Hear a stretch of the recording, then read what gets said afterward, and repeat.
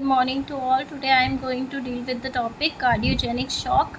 Cardiogenic shock क्या है? Is the failure of the heart to pump blood adequately to meet the oxygenation needs of the body. It occurs when the heart muscles loses contractile power.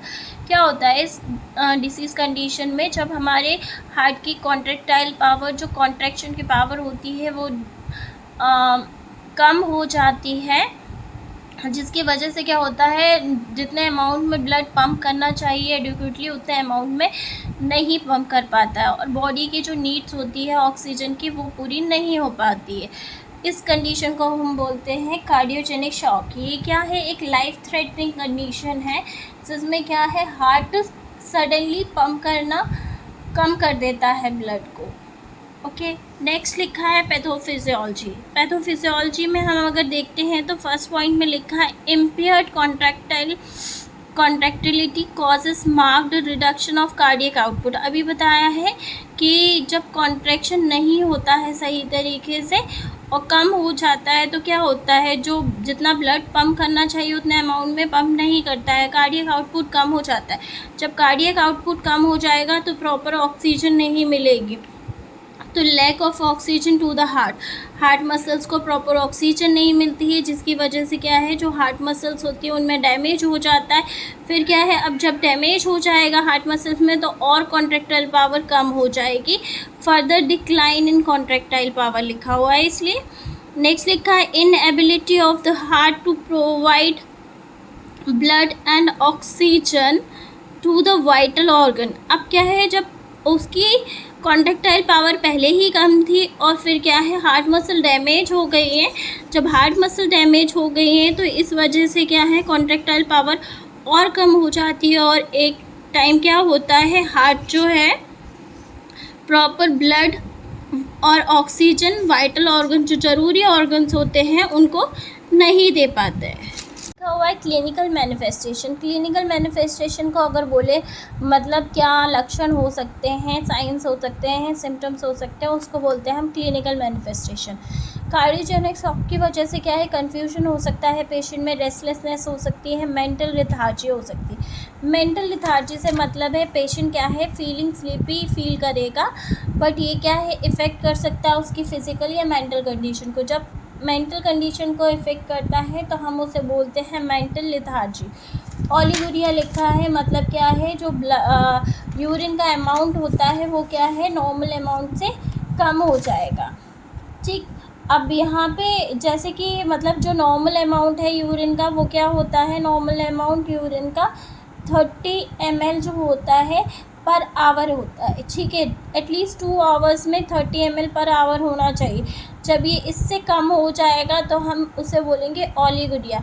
Cold कामी skin हो जाएगी, week pulse आएगी. Week pulse का मतलब है बिल्कुल week pulse मिलेगी. ठीक है, फैटिक हो सकता है, हाइपोटेंशन हो सकता है. ठीक, हाइपोटेंशन हो जाएगा, पेशेंट में डिस्निया होगा, डिसरिथीमिया होगा. डिसरिथीमिया का मतलब होता है, अभी बोला, जब हार्ट में वैसे भी कॉन्ट्रैक्टाइल पावर डिक्रीज़ हो रही है और प्रॉपर ऑक्सीजन नहीं मिलेगी तो उस वजह से क्या होगा, इरेगुलर हार्ट बीट हो जाएगी, जिसको हम बोलेंगे डिसरिथीमिया.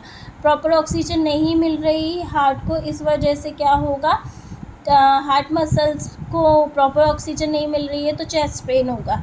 डिक्रीज बाउल साउंड होगा, क्योंकि क्या है, जो पैरालाइटिक इलियस होता है उसकी वजह से क्या है, प्रॉपर परफ्यूज़न जो होगा डिक्रीज़ हो जाएगा जीआई ट्रैक्ट के लिए, जिसकी वजह से क्या है, बाउल साउंड डिक्रीज़ हो जाएगी. अगर हम डायग्नोस्टिक इवैल्यूएशन की बात करें तो यहाँ पे लिखा है alter haemodynamic parameters. Alter haemodynamic parameters का मतलब ये है, हार्ट में ब्लड फ्लो की बात कर रहे हैं हम.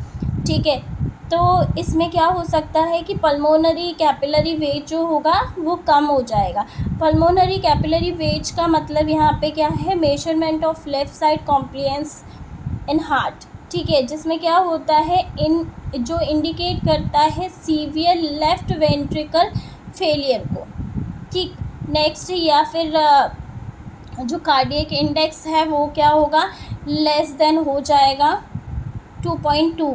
और सिस्टमिक वेस्कुलर रेजिस्टेंस जो होगा वो एलिवेट हो जाएगा। चेस्ट एक्सरे कर सकते हैं जिसमें हमें दिखाई देगा जो लंग्स होगा उसमें फ्लूइड फिल्ड हो जाता है। एबनॉर्मल लैब वैल्यूज़ हो सकती हैं जैसे कि जो ब्लड यूरिया लेवल होता है वो इंक्रीज़ हो जाएगा, क्रिएटिनिन जो होगा वो इंक्रीज़ होगा और जो लिवर एंजाइम्स होंगे उनका वैल्यू इंक्रीज़ हो जाएगा। इसके अलावा क्या है कि अगर हार्ट कार्डियोजेनिक शॉक है तो हम ईसीजी भी यूज़ करते हैं।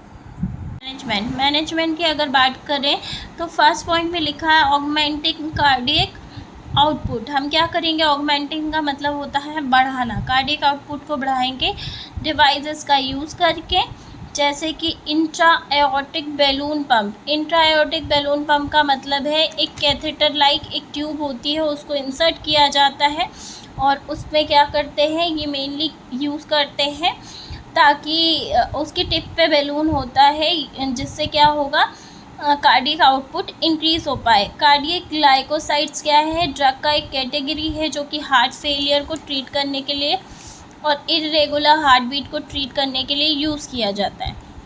नेक्स्ट है वैसोडाइलेटर थेरेपी। वैसोडाइलेटर थेरेपी में क्या है, वेसल्स को डायलेट करेंगे और क्या करेंगे ताकि प्रॉपर ब्लड और ऑक्सीजन सप्लाई हो सके। डायोरेटिक्स थेरेपी यूज़ करेंगे। डायोरेटिक थेरेपी में क्या होता है ताकि किडनी ज़्यादा यूरिन बनाए और जो टोटल बॉडी फ्लूइड वॉल्यूम है वो क्या हो जाए, डिक्रीज़ हो जाए। इसके लिए यूज़ करेंगे काउंटर पल्सेशन थेरेपी जो है ये एंजाइना मतलब जो चेस्ट पेन होता है उसको डिक्रीज़ करने के लिए यूज़ किया जाएगा। नेक्स्ट लिखा है इमरजेंसी कार्डियक सर्जरी जो है, इसमें बाईपास सर्जरी का यूज़ कर सकते हैं।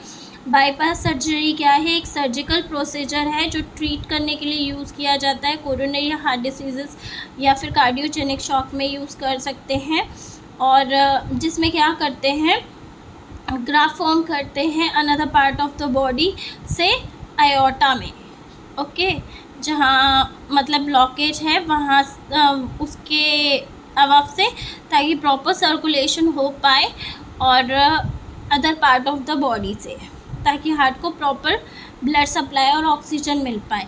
या फिर हार्ट ट्रांसप्लांटेशन कर सकते हैं हम। इसके बाद लिखा है न्यूरोलॉजिकल इम्पेयरमेंट। न्यूरोलॉजिकल इम्पेयरमेंट से मतलब यहाँ ये है कैपेसिटी ऑफ नर्वस सिस्टम जो होता है वो लिमिटेड हो जाता है। नेक्स्ट लिखा है एक्यूट रेस्पिरेटरी डिस्ट्रेस सिंड्रोम, मतलब ये एक ऐसा कंडीशन है जिसमें फ्लूइड बिल्डअप हो जाता है एयर सैक में और आगे जाके क्या है ब्रीदिंग प्रॉब्लम होने लगती है, इसीलिए इसे बोलते हैं acute respiratory distress syndrome. Next लिखा हुआ है रीनल फेलियर हो सकता है, मल्टी ऑर्गन डिसफंक्शन सिंड्रोम हो सकता है।